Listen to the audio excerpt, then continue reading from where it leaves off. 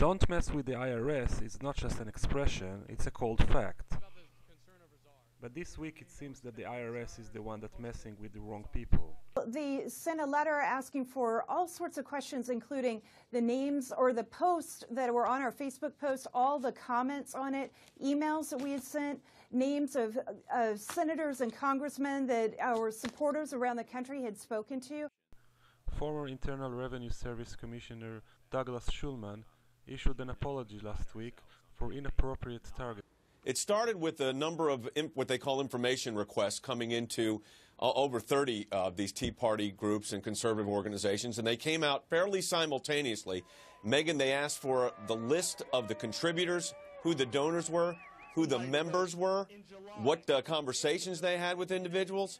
So all of this was going on in the form of what's called an information request. And when we got these, which of course was before the elections, as everything was heating up, we sent back a series of letter briefs saying that the Supreme Court has already held that this information is not subject to inquiry. As days go by, more and more details are added to the pile. Other groups accusing the IRS of deliberately harassing them. One of them is the Jewish group Z Street, who posted the amended complaint in 2010. This is pretty straightforward. If, in fact, IRS personnel engaged in the kind of practices that have been reported on and were intentionally targeting conservative groups, then that's outrageous. Who's responsible of this outrageous scandal?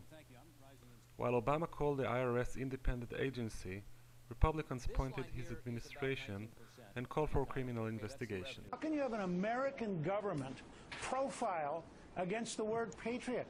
I mean, there's something culturally sick if the American government says, boy, you put that word Constitution in your name, we're going to come after you.